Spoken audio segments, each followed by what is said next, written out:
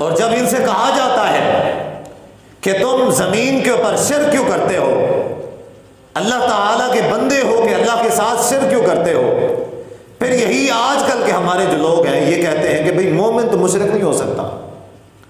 ये तो हदीसें जो हैं, ये कुरान मजीद की आयात है, ये तो मुशरिकीन मक्का के लिए थी, ये तो मुसलमानों के लिए नहीं है। हालांकि कुरान मजीद में एक शख्स ने मुझे यही बात कही, उसने कहा ये तो मुसलमानों के लिए नहीं है, जितनी भी कुरान मजीद में शिर्क की आयात है या अहादीस हैं, ये सारी की सारी मुशरिकीन मक्का के लिए है, मुसलमानों के लिए हो ही नहीं सकती। हालांकि मैंने उसको कुरान मजीद की आयत सुनाई, फिर कुरान मजीद में अल्लाह ताला फरमाता है वमा युमिनु अक्सरुहुम बिल्लाह इल्ला वहुम मुश्रिकून, वो नहीं ईमान लाते उनमें अक्सर, यानी कि मोमिनीन में अक्सर लोग भी अल्लाह ताला के साथ शिर्क करने वाले होते हैं ईमान लाने के बाद भी। और ये जो आयत मैंने सुनाई है अल्लज़ीना यल्बिसू ईमानहुम बिज़ुल्म, लुक़मान अलैहिस्सलाम अपने बेटे को वसीयत करते हैं इन्न शिर्क लज़ुल्मुन अज़ीम, शिर्क ना करना, शिर्क जुल्म अजीम है। क्या लुक़मान अलैहिस्सलाम का बेटा काफिर था? ये कहानियां सुनाते हैं, फिर कहते हैं देखो जी ये तो मुसलमानों को, मोमिनों को मुशरिक बना रहे हैं, ये तो मोमिनों को मुशरिक बना रहे हैं। हालांकि ये वसवसा डाला जा रहा है, शिर्क इंतहाई जुल्म अजीम है।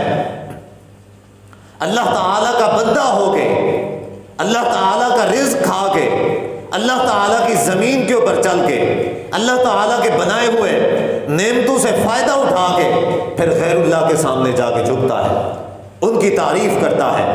और रब्बे काबा की कसम है, आज का जो मुशरिक है ये मुशरिकीन मक्का से भी बदतर है।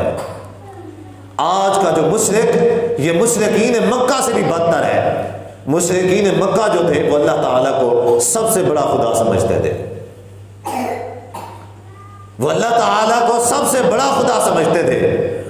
कुरान मजीद में कई एक मुकामात पे है कि जब वो किसी खुशी में होते तो अपने बुतों की पूजा करते, जब खुशी के मौके में होते, जब अमन में होते, जब उनकी ज़िंदगी अच्छी गुजर रही होती तो बुतों का नाम लेते, जब उन पर मुश्किल आन पड़ती फदउल्लाह मुखलिसीन लहुद्दीन, फिर खालिस हो के अल्लाह ताला को पुकारा करते थे कि अब इन मुश्किलात से हमें अल्लाह ताला ने निकालना है।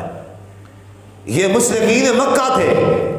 जबकि आज का मुशरिक ये कहता है जब कोई खुशी आती है, भैया आपने तो गाड़ी ले ली है, मुबारक हो, हाँ यार फलां पीर साहब की दुआ है, पीर साहब का करम है, आपको नौकरी मिल गई है, हाँ फलां बुजुर्ग की दुआ है, फलां बुजुर्ग का करम है, फलां चीज हो गई है, हाँ फलां वली का करम है।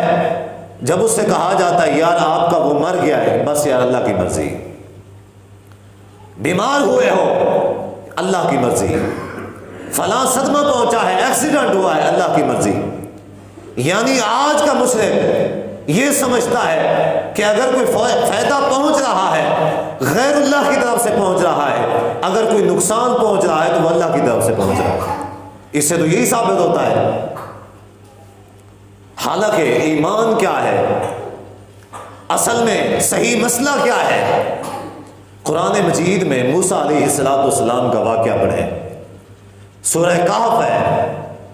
मूसा अलैहिस्सलाम के साथ उनका गुलाम, उनका शागिर्द, उनका साथी हजरत यूशा बिन नून साथ है, मछली पका के साथ चल रहे हैं। और मूसा अलैहिस्सलाम कहते हैं कि जब ये मछली जिंदा हो जाए तो मुझे बता देना। अब सफर में चलते रहे, आखिर में थकावट हुई, मूसा अलैहिस्सलाम सो गए, मछली जिंदा हुई, जिंदा होके उसने दरिया में छलांग लगा दी। अब मूसा अलैहिस्सलाम उठे, सफर किया, आगे कहीं जगह पे जाके फरमाते हैं कि वो मछली ले आओ, भूख लगी हुई है, खानी है। गुलाम कहता है कि मैं तो बताना भूल गया, वो मछली उस दरिया के किनारे के ऊपर, उसने तो दरिया में छलांग लगा दी थी। यहां पे उसके जो अल्लाह ताला ने अल्फाज नकल किए हैं, वो मूसा अलैहिस्सलाम का शागिर्द है, उसके अल्फाज हैं अंसानी हु शैतान। उसने कहा कि मुझे शैतान ने भुलवा दिया। और हदीस में आता है, नबी सल्लल्लाहु अलैहि वसल्लम ने फरमाया कि हर अच्छे काम की निस्बत अल्लाह ताला की तरफ किया करो और हर बुरे काम की निस्बत शैतान की तरफ किया करो। यहां तो उल्टी गंगा बह रही है। जब अच्छाई होती है तो बुजुर्ग, तो उनका पीर, तो उनका वली, तो उनके दरबार, उनके मज़ारात, और जब बुराई होती है तो फिर कहते हैं यार अल्लाह की मर्जी, बस अल्लाह को यही मंजूर।